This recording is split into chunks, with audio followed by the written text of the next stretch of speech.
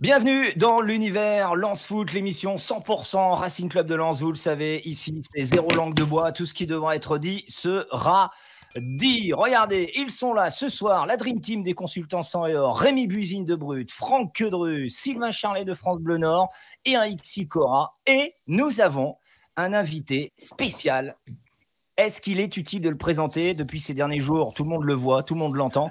C'est Thibaut, supporter fidèle du Racing Club de Lens. Salut mon Thibaut. Salut à tous les gars. J'espère que vous allez bien. Je suis fier d'être ici avec vous. On est très heureux. On est très heureux, mon Thibaut, de te recevoir. Bon, on y va. On va revenir vers toi dans un instant, mon cher Thibaut. Avant, on va quand même jeter un petit coup d'œil sur le menu de cet épisode 14, le débrief. Dans un instant de cette deuxième défaite consécutive contre Strasbourg. Eh oui, la saucisse l'emporte sur la fricadelle. Demandez le programme avec le zoom sur le prochain adversaire, Nantes, avec Raymond Domenech sur le banc de touche. Le jeu des pronostics, bien évidemment. Comme d'hab, les consultants ont été mauvais. On y reviendra dans quelques minutes. Mais avant, eh bien, on va accueillir, donc, comme il se doit, notre invité Thibaut. Alors Thibaut, pour expliquer en quelques mots, fidèle supporter du Racing Club de Lens, tu fais des vidéos YouTube pour débriefer les matchs du Racing. Donc Thibaut, il se fait son petit kiff et malheureusement, il y a quelques jours, eh bien, il y a des abrutis qui lui ont piqué ses vidéos pour se moquer de lui. Et là, Thibaut en a eu marre. Thibaut a fait un coup de gueule. Voilà. Et là, il y a eu un buzz médiatique. Toute la famille sang et or, et même la famille, je dirais, du sport et du foot français. Eh bien, on sait, ils se sont tous mobilisés pour soutenir Thibaut. C'était oufissime ce qui s'est passé. Et je vais vous dire que ça fait du bien, franchement, en 2021, de savoir qu'on peut encore trouver des causes qui nous rassemblent tous, comme celle-ci, comme celle de Thibaut. Plus de couleurs de maillot, plus de club, plus de rivalité. Et ça fait du bien. J'ai bien résumé le truc, Thibaut? Oui, exactement. Tu as tout bien dit. De ce que tu as dit, n'importe quel club, même le LOC, il n'y a pas eu de rivalité. Comme tu as dit, ils sont tous là. N'importe quel club, même les clubs du Real Madrid, Barcelonais, enfin, tout le monde du football entier, journalistes. C'est vraiment incroyable de leur soutien, quoi. Et ça c'est merci. Il faut du cœur. Merci beaucoup. Donc toi, tu es le nouvel ami Lionel Messi, en fait. C'est toi le nouvel ami Lionel Messi. Tais-toi, dis-nous tout. Vas-y, tu peux nous le dire, alors. Non. Qui va venir à Paris? Ouais, voilà. Ouais, t'es bon sur le mercato, en fait. Tu peux nous dire. Tu sais, toi. T'as les papiers pour que je rejoigne le Barça? Mon Thibaut, moi j'avais envie de te poser déjà une première question avec tout cet abattage médiatique. Forcément, ça a été un chamboulement dans ta vie. Moi, j'aimerais savoir déjà comment tu vas. Comment tu vas? Est-ce que tu te sens libéré? Est-ce que tu te sens encore plus épanoui qu'avant ou pas? Là, comment je vais? Là, je vais extrêmement bien depuis tout ce qui s'est passé. En fait, en ce moment, je suis joyeux, en fait. Je suis vraiment content de tout que j'ai vécu, en fait. Et je suis fier de moi d'avoir fait ces vidéos, parce que si je ne l'avais pas fait, où j'en étais? C'était ça la question, où j'en étais. Et je pense que j'ai bien fait de poser ces vidéos devant Twitter, devant tout le monde. Parce que comme mes parents, ils m'ont dit, moi, Thibaut, tu sais, moi, je ne serais même pas capable de faire comme tu as fait sur Twitter. Et ça, il faut en parler, parce que le harcèlement, c'est vraiment très, très grave et ça peut aller très, très, très, très loin. Est-ce que tu te rends compte, Thibaut, que tu es devenu un exemple pour des milliers et des milliers de personnes en France? Est-ce que tu t'en rends compte de ça? Est-ce que, avec toute la force et le courage que tu as eu pour dénoncer cet harcèlement que tu as subi, est-ce que tu te rends compte que tu es un exemple? Ah oui, pour moi, c'est vraiment un très, très bon exemple, parce que au début que j'ai posté la vidéo, dans ma tête, je me suis dit, j'espère qu'il va y avoir de nombreux milliers, de nombreux millions de personnes qui l'ont vu. Et là, regardez, à l'heure actuelle, je suis à plus de 1 million de 100 000 vues. C'est vraiment incroyable. Je ne m'en reviens pas, en fait. Je ne m'en reviens pas. C'est un truc de fou. C'est à quel point que même moi, je ne m'en reviens pas, en fait. C'est un truc de fou. Rémi Buzine, de Brut. Bah, déjà, c'est super ce que tu as fait parce que le rapport de force, il faut pouvoir l'inverser aujourd'hui. C'est-à-dire qu'il y a des gens qui sont humiliés, il y a le harcèlement scolaire, il y a beaucoup de victimes. Et quand les victimes parlent, bah, le rapport de force, il s'inverse parce que la honte, c'est pas toi qui dois l'avoir. C'est eux par leur comportement, par leur message. Et ce que tu as fait, c'est une très belle leçon parce que ta parole, elle va sûrement en libérer d'autres. On a vu il y a quelques années, quand il y a eu le mouvement MeToo, par rapport au harcèlement qui était fait envers les femmes, il y a une parole. Libère ton porc, ouais. Voilà. Balance ton porc. Et il y en a plein d'autres qui sont libérés derrière. Donc, je suis sûr que ce que tu as fait aujourd'hui, ça va être un exemple pour beaucoup. Il y a plein de jeunes qui vont se retrouver dans ce que tu as pu dire et qui vont sûrement peut-être aussi prendre confiance en eux pour le dire, pour s'exprimer, parce qu'ils ont vu derrière l'adhésion qu'il y a eu derrière 1 200 000 vues, tous les reportages, le Racing où tu as pu être au match ce week-end. Ça montre quelque part tout le soutien que tu as eu. Et moi, je trouve ça fantastique parce que ça part de quelques abrutis, même des connards, hein, faut pas avoir peur de dire les mots, et qui vont voilà, par des actes, ils sont isolés, c'est 0,01%, mais ces gens-là, c'est eux aujourd'hui qui doivent avoir honte et c'est pas toi, et je suis content de tout ce qui t'arrive aujourd'hui et j'espère que ça continuera et c'est très bien. Franck, merci beaucoup Rémi. Franck. D'ailleurs, Thibaut, tu as été au match, c'est bien, tu m'as même pas invité. Moi, je t'ai dit, je t'invite au match, tu m'as même pas invité, d'accord. Ouais, c'est bon. Et c'était juste ça. Tiens, on va regarder un message là de Julien sur Twitter qui écrit « Moi, j'offre un café crème pour Thibaut. Je suis très content pour lui. Cette invitation du Racing Club de Lens, il le mérite amplement. » Comment tu as vécu ce match, justement alors, on va en reparler bien évidemment dans le débrief et dans les cafés crème, mais au-delà du sportif, c'était la première fois que tu avais la chance de fouler le bord de la pelouse à Bollaert. Franchement, alors là, avant de vous dire tout ça, j'étais d'abord, il était 11h. Et j'étais, ce matin, il y avait la Voix du Nord qui était chez moi. Il y avait la Voix du Nord. Et mon téléphone était posé sur ma table. Et là, j'attends un coup de fil. Et là je vois le Racing Club de Lens qui est en train de m'appeler. Et du coup, là, je donne mon téléphone à mon père. Et là, j'attends. Et là, franchement, je peux vous dire que j'étais surexcité. J'ai crié dans tous les sens. Et entendre tout ça, et franchement, c'est vraiment magnifique. Et là, on me dit, Thibaut va donner le coup d'envoi, à donner le ballon à l'arbitre. Et là, c'était tellement fort. Et là, franchement, c'était magnifique de leur part. À tel point que je suis très, très fier d'être Racing Club de Lens. Et pour revenir du match, et ben, d'ailleurs, Cyril, tu remercies parce qu'il y a eu l'entraîneur des gardiens du RC Lens qui est venu me voir en Monsieur me disant Malaspina. Comment Monsieur Malaspina, je connais plus son prénom. Oui, c'est ça. Il est venu Thierry, je crois. Thierry. Me voir avec moi et mon père en me disant Thibaut, on est là, on est tous derrière toi, tous tes joueurs, tout le staff sont très contents de ce que tu fais sur YouTube. Écoute pas tous les abrutis qui sont derrière, écoute tous les autres qui t'entourent, qui te donnent du courage. Merci beaucoup Thibaut. Voilà, c'était son message qui m'a adressé. Et ça m'a vraiment touché le cœur de sa part. Et après, il y a eu l'échauffement. Et là, je vois le haut du cœur qui arrive, il s'échauffe. Et à un moment donné, je suis en train de manger un sandwich. Moi, je mange mon sandwich. Et là, tu as Jean-Louis Lucas qui dégage le ballon. Il lui a piqué le sandwich. Non, il m'a fait une passe avec la balle. Qu'est-ce que je l'ai fait? Je lui ai donné la passe. Oh, attends, Thibaut, t'aurais dû le dribbler. Bam. Non, mais c'était vraiment gentil de ta part de Jean-Louis. Après, j'ai vu Lucas Farinez. Voilà, et après, à un moment donné, il y a eu tous les joueurs du RC qui débarquent, qui s'échauffent. Et là mon objectif, c'est de voir Flo tout le temps. Mais le problème, il y a eu quoi? Il y a eu le brouillard. Et j'ai galéré à le voir.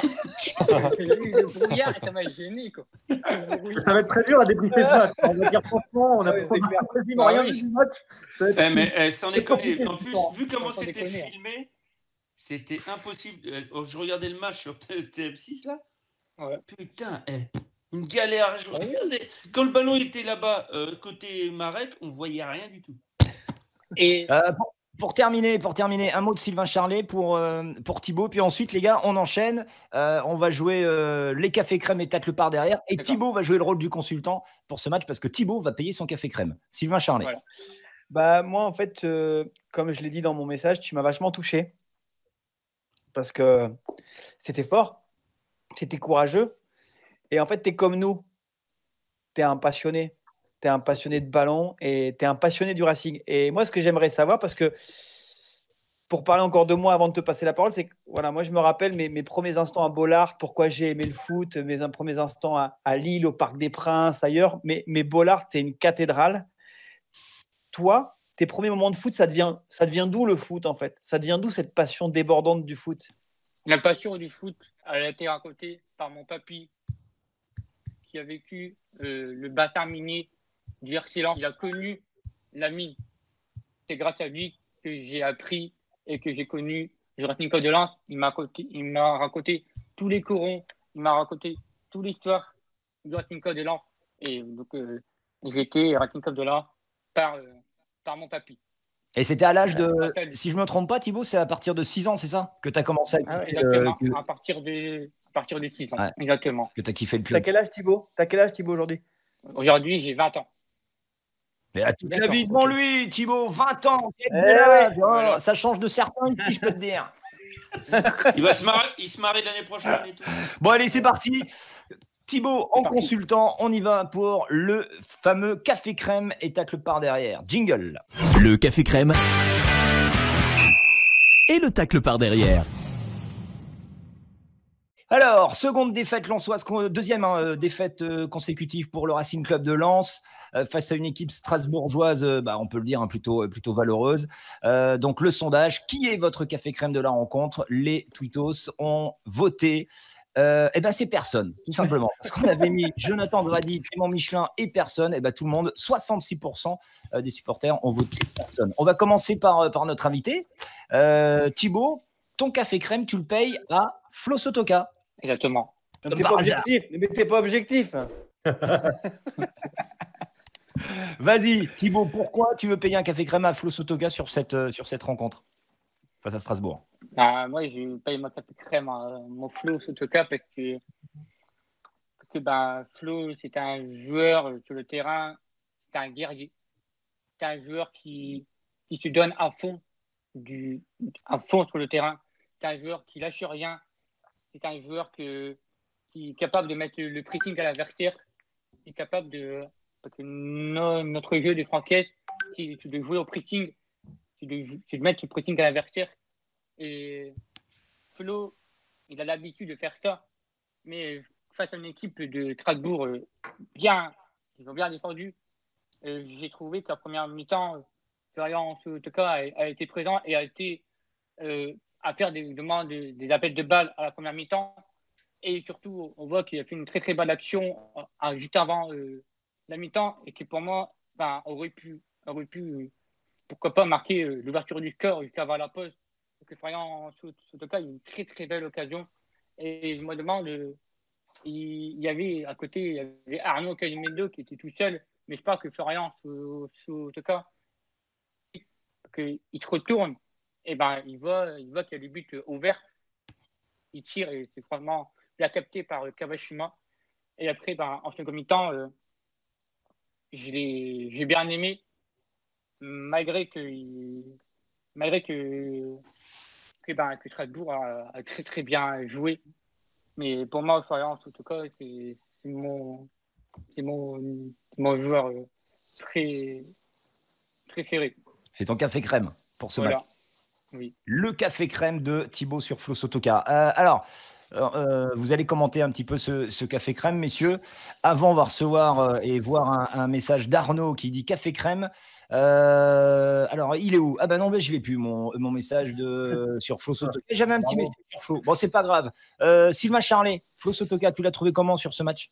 Moi, j'ai trouvé intéressant, comme d'habitude, au niveau de la grinta, ce qu'évoquait Thibaut. Mais après, comme l'ensemble des joueurs lensois, il a été bloqué par le système de jeu mis en place par Strasbourg. Et ça a été très compliqué pour lui de trouver des moyens d'expression. Après, Thibaut l'a évoqué, il y a cette quand même très, très belle occasion en tout début de match.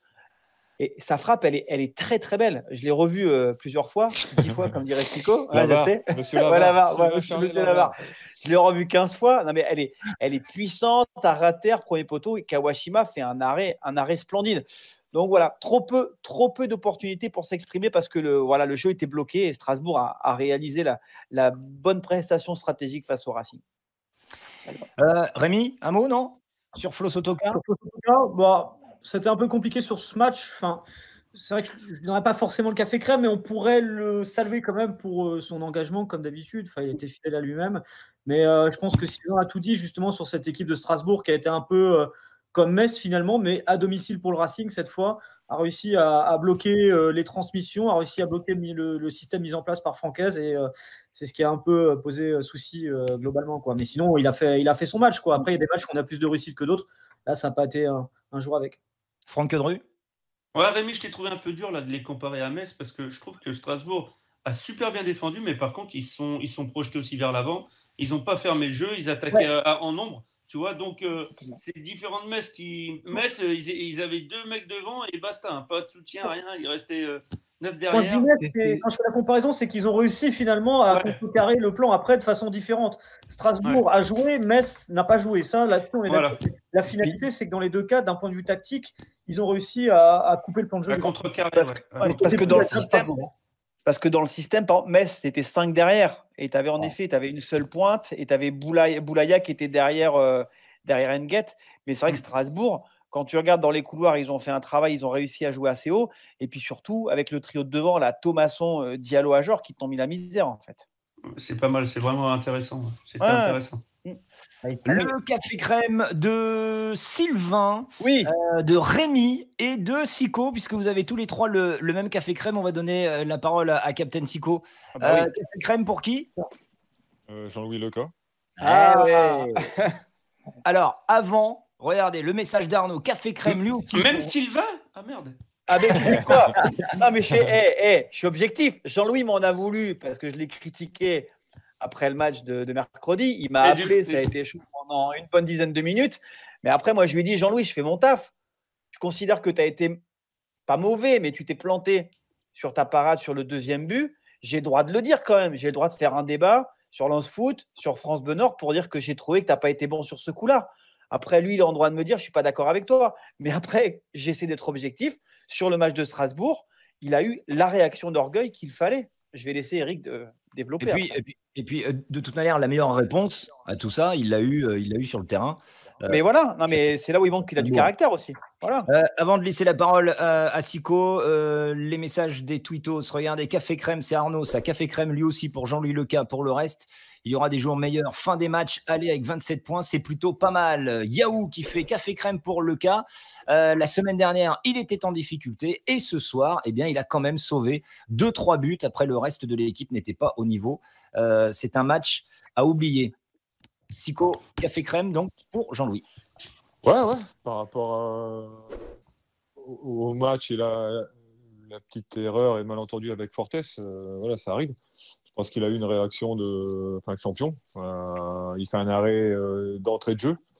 Au bout d'une minute de jeu, là, sur une talonnade à Georges, je crois, sur un bon centre, il va la chercher au sol. Donc, et puis après, sur le but, il ne peut rien. Et tous les ballons qu'il a eu à négocier, il a bien fait. Il les a bien gérés. Donc voilà, sur ce match-là, le café crème, il est logiquement à Jean-Louis par rapport à sa prestation. Sylvain, France Bleu Nord.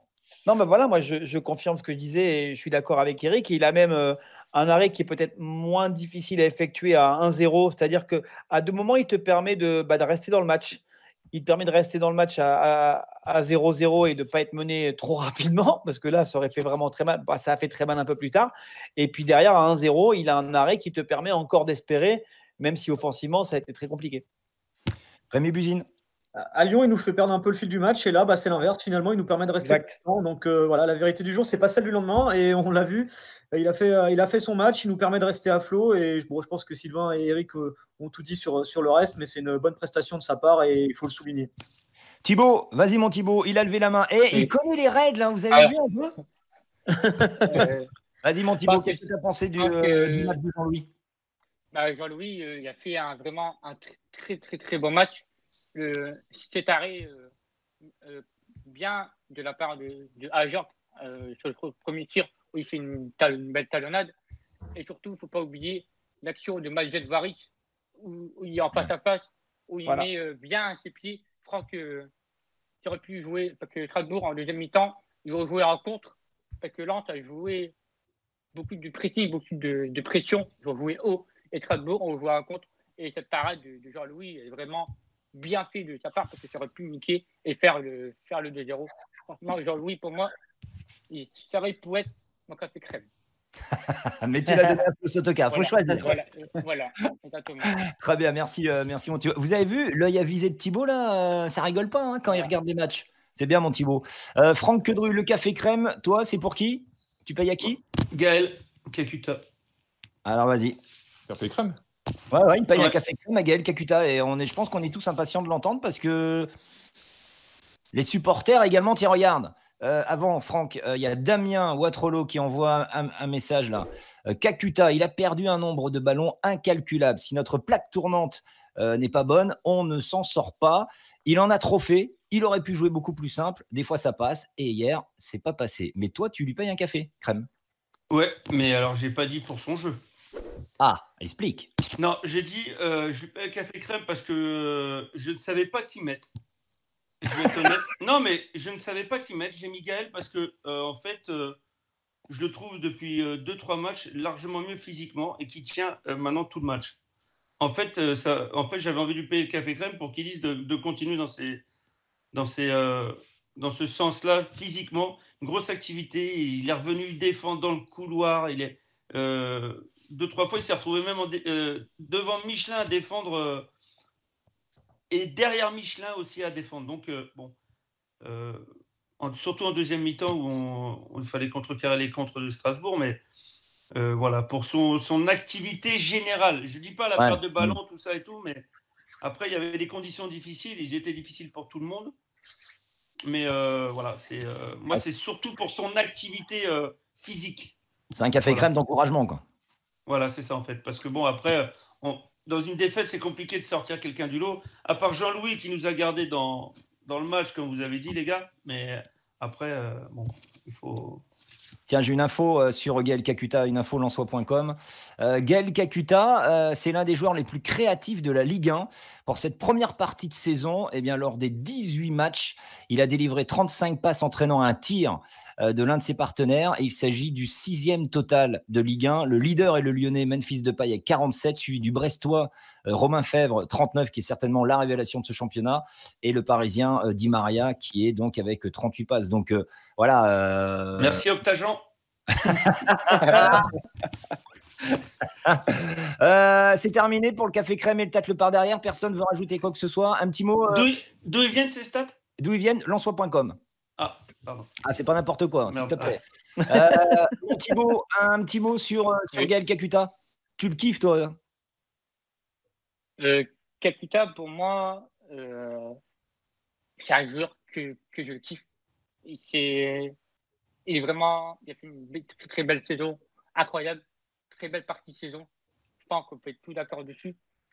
Et Gaël Kakuta, ça soit techniquement, offensivement, surtout contre Angers, cette belle vista que je n'oublie pas, cette belle passe pour Arnaud Calimendo. Et pour moi, Kakuta, il a un très bon vidéo de jeu, très bon vista. Donc voilà, donc oui, Kakuta, je kiffe énormément sur cette première partie de saison. Alors, dernier de l'équipe, je crois, hein, pour la mission. Ouais. Dernier café crème. Regardez, j'ai bien aimé les tweets de certains supporters qui payent un café crème. À qui, à votre avis? Au brouillard. Mon café crème va au brouillard, car grâce à lui, on n'a pas trop vu ce que je pense être la plus belle purge de cette année. C'est Slicker qui nous envoie ce tweet. On a Maki qui fait ah bah moi c'est le brouillard. Hein. Personne n'a été plus en vue que lui sur ce match. Pas mal. Et puis Mister Houille, les caméramans qui ont eu le courage de filmer cette purge, je leur paye un café crème et ce match de district avec ce froid et ce brouillard. Voilà, c'est terminé pour ce café crème. Thibaut, on va te remercier d'avoir accepté notre invitation. Je vous remercie d'avoir accepté à cette émission parce que Vraiment, ça a été vraiment incroyable d'être avec vous. Je suis vraiment fier de vous, quoi, d'être assisté, quoi. J'en ai plein les yeux, quoi. Continue Thibaut, lâche rien, hein, c'est super, hein, vraiment. Hein. Ne vous inquiétez pas, je vais continuer jusqu'au bout. Je vous écoute. Voilà, exactement. Et en plus, Thibaut, sincèrement, Thibaut, tu vois, moi, je te connais pas du tout. On a parlé un quart d'heure, 20 minutes. Et sincèrement, tous ces abrutis qui t'ont critiqué, qui sont moqués de toi, sincèrement, tu es très pertinent dans ce que tu as dit. Tu es très lucide dans le jeu des Lensois, dans la prestation des joueurs. Tu pourrais être pratiquement un consultant. Donc, sincèrement, continue à faire ce que tu fais avec passion.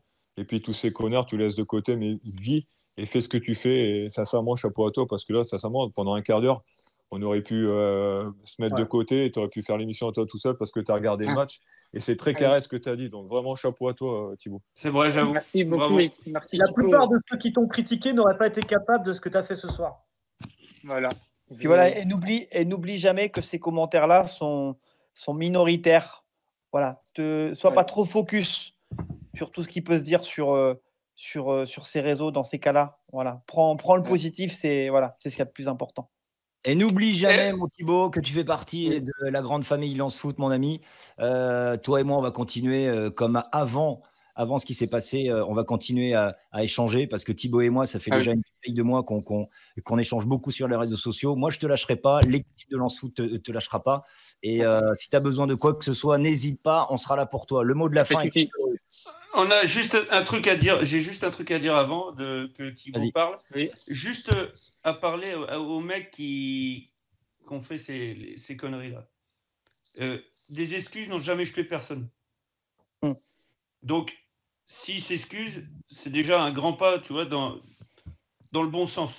Donc, si un jour les mecs s'excusent, Thibaut, il faudrait que tu nous le dises aussi. Moi, exact, tu as raison. Je vais vous dire, il n'y a personne qui m'a excusé. Il n'y a personne. Après cette émission, ils devraient, sinon c'est vraiment des cons. Le problème, si tu veux, c'est que pour s'excuser, il faut être intelligent. Voilà. Et pour faire du harcèlement comme ils ont fait, c'est ça que je dis ça. Il n'y a pas une once d'intelligence. Donc, on va clore le chapitre sur ça. Thibaut, encore plein de belles choses. Meilleurs vœux, mon ami. Merci. Tu reviens quand tu veux. On t'aime très fort. Salut. Salut Thibaut. Salut Thibaut. Salut Thibaut. Ciao. Ciao. Ciao. Allez, on enchaîne et on passe au débrief. Jingle. Lance Foot. Le débrief. Alors, défaite 1-0, les amis, face à Strasbourg au classement. On est 9e, on perd une place avec 27 points et un match en retard. Les statistiques, j'ai du mal à articuler. Les statistiques de ce match, 65% de possession de balle, 11 frappes et seulement 2 cadrés. Une grosse occasion contre 4 pour Strasbourg, 586 passes lensoises, 86% réussis, contre seulement 315 pour Strasbourg, avec 65% seulement de réussite pour les Strasbourgeois. 68 duels gagnés contre 49 perdus. Sylvain, des chiffres qui démontrent qu'on a eu le ballon, qu'on n'a pas été en dessous, mais qu'on n'a pas trouvé la solution offensive. Et surtout, on est trop friable défensivement encore. Non, mais ça va devenir compliqué. Alors bon, tant que tu marques des buts, ça va. Mais quand tu tombes face à un cadre comme Lyon, déjà tu paies, et tu paies aussi face à Strasbourg. Parce qu'il y avait déjà des manques face à Strasbourg. Il y a un peu de naïveté parfois dans la manière de défendre des joueurs lensois, par exemple. J'ai revu les 3 buts face à Lyon. Et à chaque fois, tu les as vus 3 fois cela. 15 fois moins. Je m'appelle Monsieur VAR. Je suis Monsieur VAR.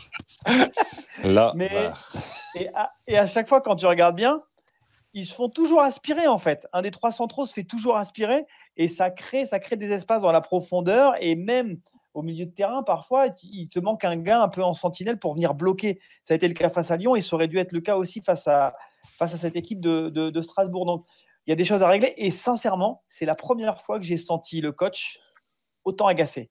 Tu as l'impression qu'en gros, ça fait des semaines qu'il répète les trucs et qu'en gros, les mecs ont un peu de mal à appliquer sur le terrain. Donc, là, il va falloir que les mecs franchissent un cap là.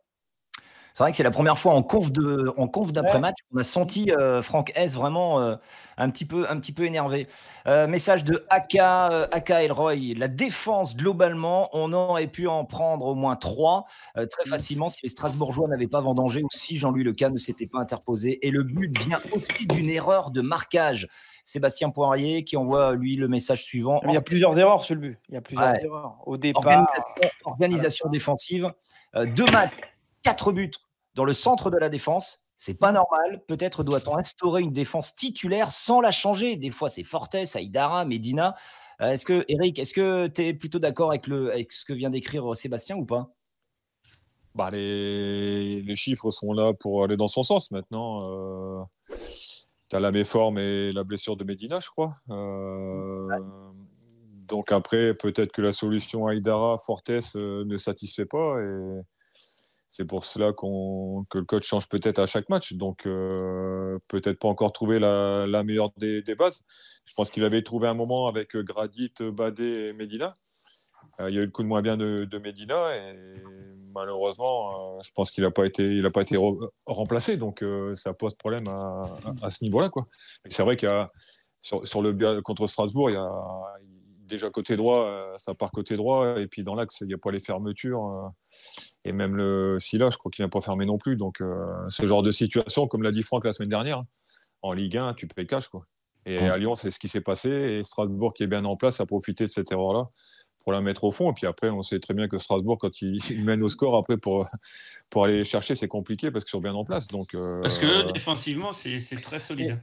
Mais vous qui êtes de grands défenseurs, par exemple, je reprends l'exemple de Lyon, même sur Strasbourg. Comment tu défends sur un mec qui décroche?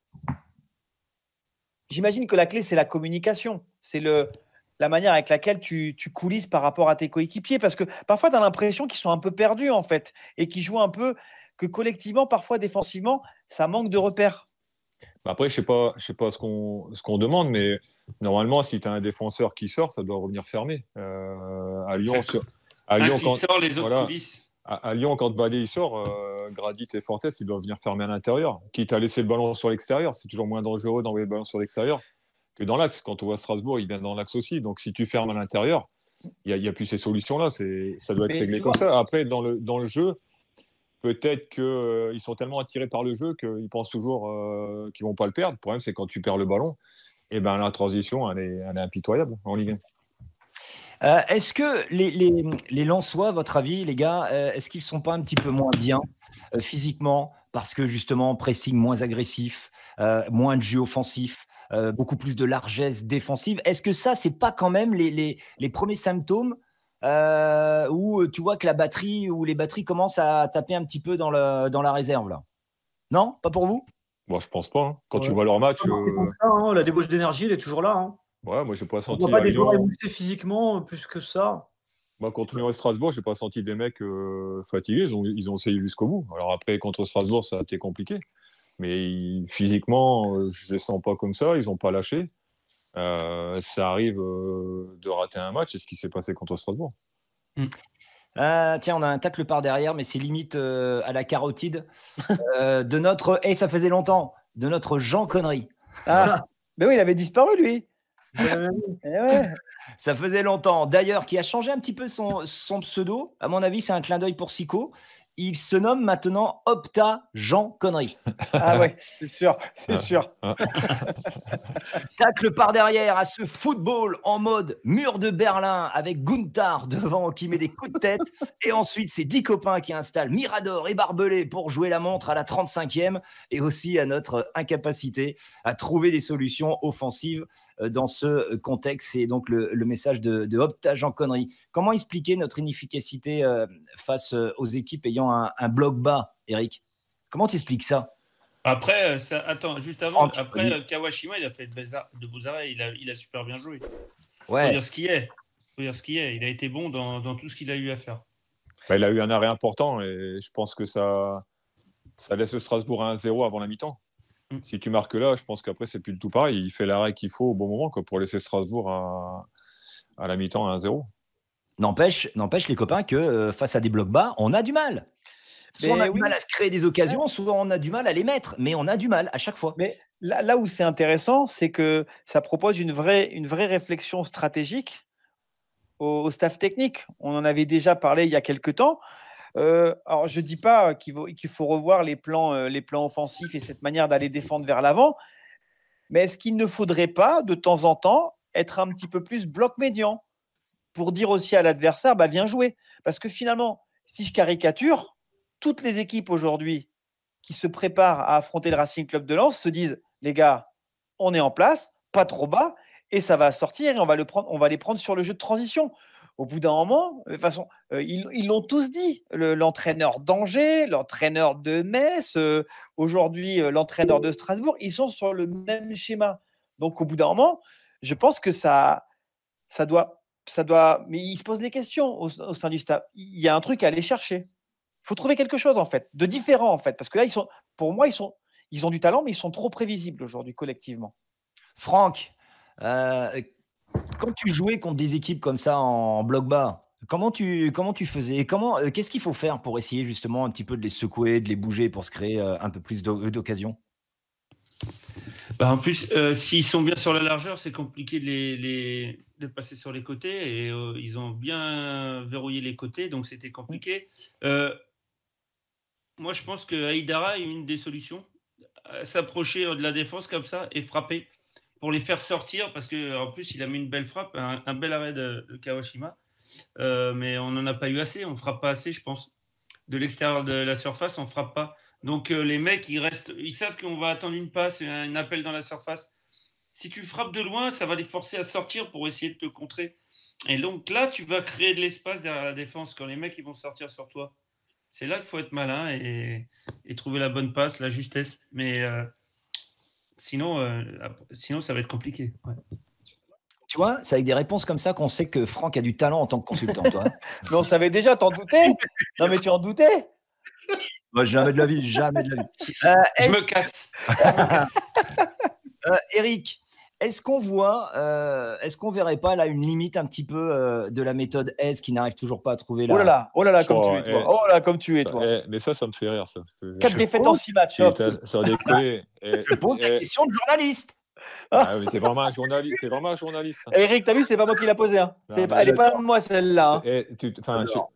Tu lui as envoyé un texto, toi? Non, je te promets, j'ai rien fait. Là, j'y suis pour rien.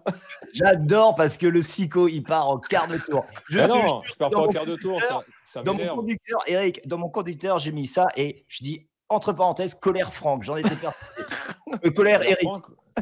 Parce que ça m'énerve. C'est comme Jean-Louis, il se trouve une fois, ça y est, il faut changer de gardien. Le coach, il a 27 points avec un match en moins. Il est 9e, il est promu, il fait du bon boulot.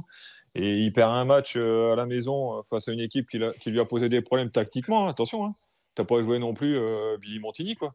Avec tout le respect que j'ai pour Billy Montini. Non, mais on oublie ça aussi. Heureusement que tu précises pour Billy Montini. Parce que je suis de Billy Montini, c'est pour ça que je dis ça. J'ai vécu là-bas. Je peux te permettre. Mais aujourd'hui, dès qu'il y a un mauvais truc, une mauvaise prestation d'un joueur, on lui tombe dessus. Aujourd'hui, j'ai vu la conférence de presse après le match de Franck. Je pense qu'il était énervé et déçu de ce match-là. Donc, mais des matchs comme ça peut arriver. Tu tombes contre une bonne équipe. Tu n'as pas retrouvé non plus la qualité des joueurs. Hein. Moi, Kakuta, je ne l'ai pas trop vu. Fofana, je ne l'ai pas trop vu. Forcément que devant, Sotoka, Kalimendo, ils n'ont pas été trop servis. Les pistons, tu ne les as pas vus. Par contre, en début de deuxième mi-temps et pendant 20 minutes, tu as commencé à retrouver Kakuta, tu as retrouvé Michelin sur le côté, tu as Silla qui a une frappe, tu as Aïdara qui frappe. Donc, tu as retrouvé un peu les points forts de cette équipe. Malheureusement, peut-être un peu moins de fraîcheur, moins de réussite, et tu n'arrives pas à mettre ce but qui te permet de revenir dans le match. Mais il ne faut pas tout remettre en cause pour un match comme ça, quoi. En tout cas, moi, je pense, après... Ne change pas, j'adore. Non, parce que en plus, j'ai été coach, donc ça me fatigue, ça, je te jure. Et j'ai été joueur. Et c'est pareil, quand je me souviens, les 2-3 premiers matchs, Fofana, il est nul, c'est une truffe, nanani, nanana. Et 4 matchs après, c'est un phénomène. Donc après, il faut être posé, quoi, le championnat, il ne s'arrête pas au match de Strasbourg. Hein. T'étais comment il y a 38 journées. Il y a 38 journées. Aujourd'hui, tu ne vas pas faire un bilan parce qu'on a perdu 2 matchs de suite. Rémi Buisine, de Brut. Non, mais il a raison, quelque part, il faut rester rationnel. On a tendance à vouloir tout jeter en l'air quand on perd 2 matchs, à être champion du monde quand on a gagné 3 d'affilée. Voilà, le Racing reste encore un club promu qui fait un très bon début de saison, quoi qu'il en soit. Il y a des hauts, il y a des bas. C'est vrai que 2 défaites consécutives, jusqu'à maintenant, ça n'était pas arrivé, mais dans l'ensemble, on ne peut pas dire que Lens a été mauvais sur ces 2 matchs-là. On en a parlé longuement par rapport à Lyon, par rapport à Strasbourg. Il y a eu un manque de réussite. Mais on l'a vu dans le jeu, dans les enchaînements, il y avait des choses qui restaient intéressantes. Donc il faut rester rationnel, il ne faut pas tout jeter en l'air comme ça parce qu'il y a 2 matchs de perdus, il y aura des jours meilleurs et ces 2 matchs-là, ce n'est pas ça qui permet de tirer des conclusions. Tu as raison, Rémi, toi, tu es un vrai journaliste. Je vais vous dire, alors je vais lancer un défi à mon Sylvain. Sylvain, tu dois trouver, avant la fin de l'émission, tu dois trouver une question qui énerve Sico aussi rapidement que j'ai réussi à le faire. Ah ben non, mais là t'es. Ah mais toi, tu as une semaine pour réfléchir. Voilà, ouais, attends. Lui, ça va être plus compliqué, bien. Ah ouais. En 2 minutes, Sylvain, il peut pas. Moi, j'ai du mal, hein, et c'est comme la VAR, j'ai besoin de retravailler 10 fois la question. Ouais, tu vois, c'est ça. Hein. Tiens, une question qui va peut-être énerver même Rémi Buisine. C'est pour vous dire. Doit-on s'inquiéter après ce début de 2021 compliqué? Ah non.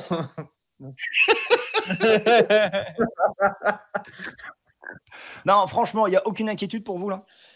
Bah, on pourra peut-être, non, peut-être pas s'inquiéter, mais se dire attention, il faut vraiment vigilant. Partir. Ouais, voilà, si, parce que là, tu vas enchaîner par 2 déplacements.